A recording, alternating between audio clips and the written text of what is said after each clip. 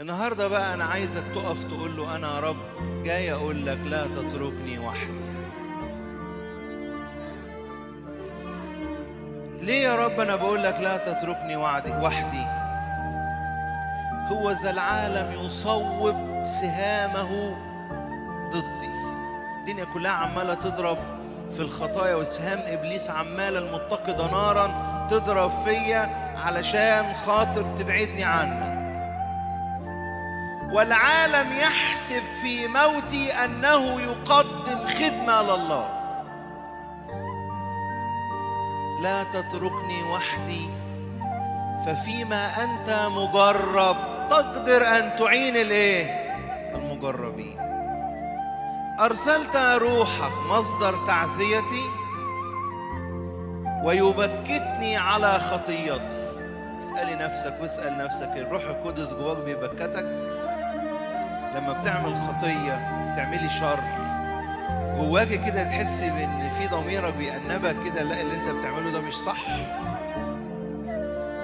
لا تتركني وحدي لأن روحك بداخلي يقودني ويعلن حقه فيا.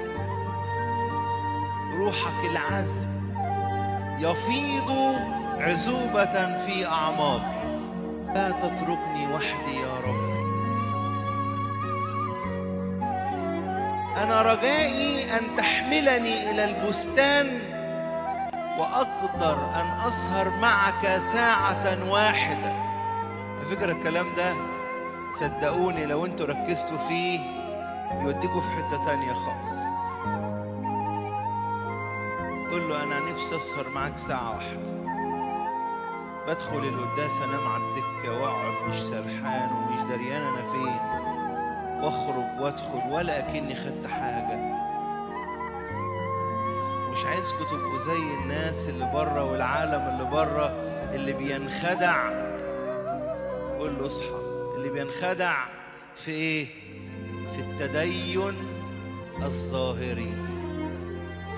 يعني ما تجريش ورا الخزعبلات وما تجريش ورا الغيبيات، اجري ورا ملك السماوات بس.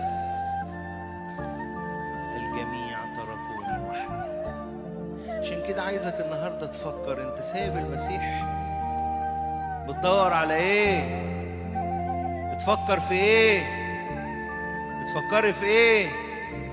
فكري في ده بس، في الأبدية.